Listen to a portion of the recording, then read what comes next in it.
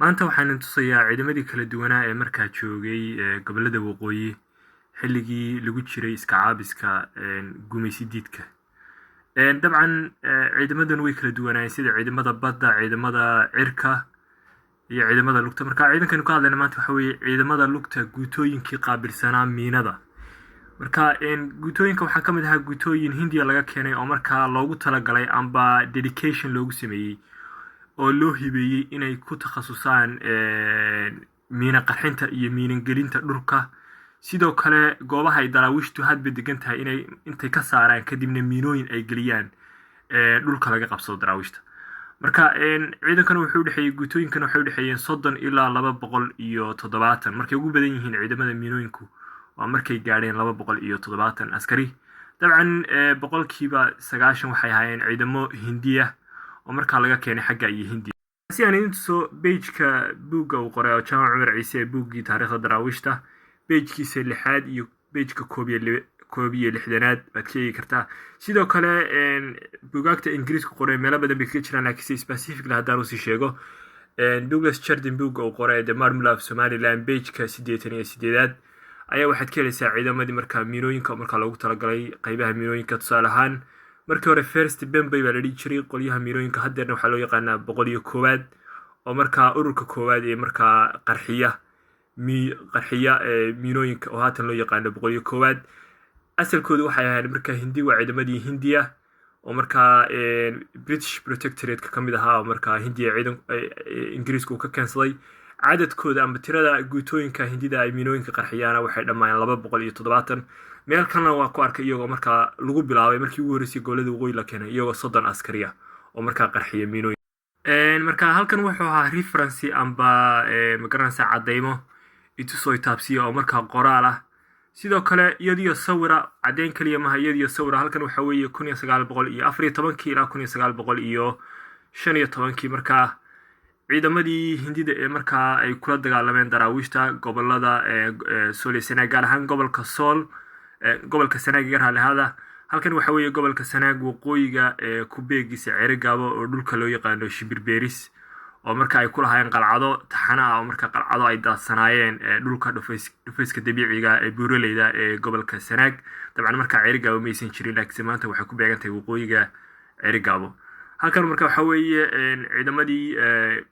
hindida ahay oo markaa miinooyinka gelinaya meelaha weak pointiga ay ka mid yihiin daaqada, maadaama ay ahaayeen fortified forts ama qalcado dhufayskooda la adkeeyey oo markaa ayna madaafiicda hore u kareen. markan oo kale marka daraawiishta laga furto wixii lagu dili karana lagu dilo. waxay samayn jireen albaabada marka qalcada oo qaybta dhinaca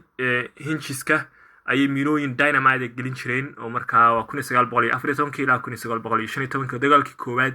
way ku beegnayd. iyo sidoo kale daaqadaha oo markaa ay geli jireen miinooyinka dynamite-ka. halkan markaa waa askari hindiya oo ka cararaya markaa. sidoo kale halkan waxa weeye askari ka mid ah guutooyinka hindida oo isna markaa eegaya sida markaa ay miinooyinka loo qarxinayo. dabcan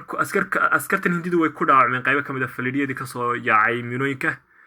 hase yeeshee way ku guuleysteen inay gudaha u galaan qalcadda iyo qalcado fara badan oo taxana ee markaa daadsan gobolka Sanaag.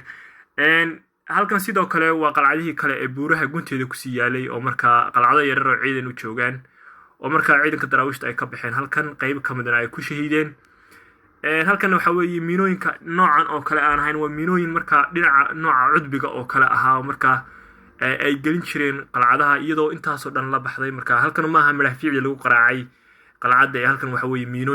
ka mid ah marka lagu rakabay, iyagoo markaa ciidankii ku rakibana ciidankii guutooyinka hindida ahaa ay ka mid yihiin oo markaa mar labaad ku noqonaya iyagoo markaa miinooyin fara badan kusii rakabaya ilaa intay qalcadda dhulka ka dhigayaan. marka waxay ahaayeen mar walba istiraatiijiyad isticmaalaan ciidanka ingiriisku iyagoo horaantii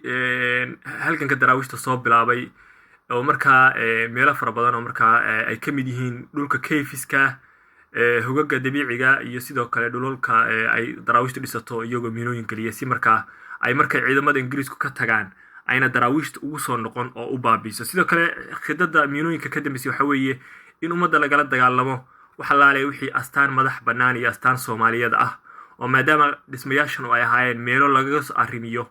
saldhigyana u ah astaanta gobonimo doonka ummadda Soomaaliyeed iyo halgankii dhaqdhaqaaqii gobonimo doonka ee daraawiishta markaa jiray iyagoo markaa ummadda taa lagala dagaalamaya ayaa la doonayay in la dhaxal tiro oo la cirib tiro waxa laalay wixii astaan u noqon kara halganka iyo gobonimo doonka Soomaaliyeed ee markaa jiray ee dhaqdhaqaaqii daraawiishta. kanana waxa weeye sawirradana waxa weeye tusaale kooban oo markaa ay tusoo itaabsiya iyo sidoo kale dokumentiyada qoraayadeedii aan idinka cadeeyay sidaan hore usoo sheegay oo markaa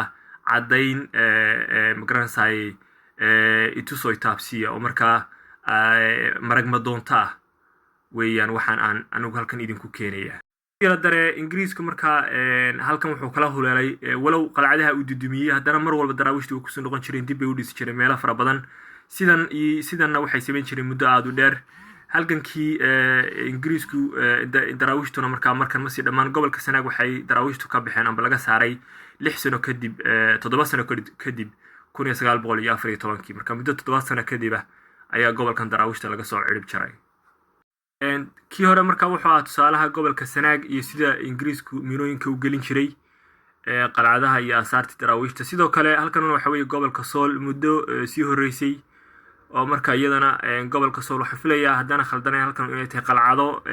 ka agdhisnaa meel hoos timaada maanta magaalada Boocame haddana khaldanay oo dhinaca hawdka oo marka ingiriisku uu marka iyana miilooyin galiyay oo marka xaggan waa wajahadii hore ee dhufayskii hore ee foolaadka ahaa ee qalcadda xaggana waxa weeye qalcadda xaggeedii dambe sii jeedka kadib markii ingiriiska ay yimaadeen sidan ayay u galeen oo marka qalcaddii weyneed aad arkaysaan dhulka ayay dhigeen iyagoo miilooyin geliyay taasoo marka ay uga dan lahaayeen inay marka dhaxalka daraawiishta iyo waxa laalay wixii astaan u ah halganka Soomaaliyeed inay cirib tiraan markan waa markii horaantii ilaa bartamihii gobonimada waxa ka dambeeyay iyaguna ilaa iyo dhowr iyo 10 qalcadood oo marka miinooyin ay geliyeen oo marka ay kamid tahay magaalada Taleex 1900 iyo 20kii bishii afaraad oo marka iyagana dhowr iyo 10keedii ay miinooyin ku xidheen marka halkan waxay tusaale kale u tahay magaranaysa sida ay marka doonayeen inay u cirib tiraan daraawiishta kaliya maahay waxa laalay iyo jiritaanka ummadda Soomaaliyeed waxa laalay wixii astaanta islaamka halganka Soomaaliyeed iyo waxa laalay wixii astaanta ummadda Soomaaliyeed u noqon kara ay marka cirib tiraan waxa ayna jirtay qalcadii qardho la dhigi jiray ku taalay meesha la dhaw ceel qoday oo marka iyana kuwii miinooyinka la geliyay ay kamid ahayd oo marka dhulka lala simay dabcan qalcadahan waxay ahayn qalcado runtii si istacaajib loo dhisay oo joogooda aad u dheeraa dhufayskeeda iyo cufka gidaarkuna uu aad u weynaa u ballaadhnaa marka weerar walbana iska ilaalin karayay laakiinse waxa dumiyay waxa ay miinooyin fara badan oo marka loogu talagalay inay dhulka dhigaan qalcadaha oo marka ingiriisku uu ku xidhay si marka uu cirib tiro astaanta iyo waxa laalay waxay u taagnaayeen marka kuwan waxay kamid yihiin qalcadihii horaantii intaan ololihii ugu dambeeyay daraawiishta dayuuradaha lagu duqeeyay uusan dhicin ee marka ingiriisku ay tageen oo marka ay kusoo baabiyeen sidoo kale waxay jirtay isna qalcad ka dhisnayd ilig deldela gobolka Nugaal oo marka 1904 22kii bishii April 1904 qalcadda ilig degdega waxaa xagga badda ka duqeeyay maraakiibtii ciidamada badda ee ingiriiska iyagoo marka 22kii April ku dilay rag daraawiisha qalcadda ay ku shahiideen markii dambena miinooyin ku xidhay marka qalcaddu waxay ku taalay ilig deldela oo marka gobolka Nugaal oo u jirtay magaalada ay 60 mayl xarunta daraawiishtuna waxay ahayd Galingaale dabcan gobolka ay intaan ogahay waxa laga dhisay ilaa iyo in ka badan 4 qalcadood hadayna 6 gaadhayn oo ay kamid ahayd Daawad Badey Ilig iyo Gabac oo afarta aynu hadda ku soo koobnay iyagoo u baahan magaranaysa mar kale insha Allah inaan ka hadlo marka ilig deldela qalcadii ku taalay 1904 22kii April ayaa iyadana la duqeeyay marka maraakiibtii ciidamada baddu ay duqeeyeen iyagoo marka qalcadda dumiyay oo marka daraawiishna halka ku shahiiday isku soo wada duubo taariikhdana waa taariikh iyadoo dhigaal aan idin keenay oo marka sawirro iyo dhigaal ah oo maragma doonta ah dadka reer galbeedkuna ay weligood baduulaan ahaayeen oo ilbaxnimadoodu ay daaranayd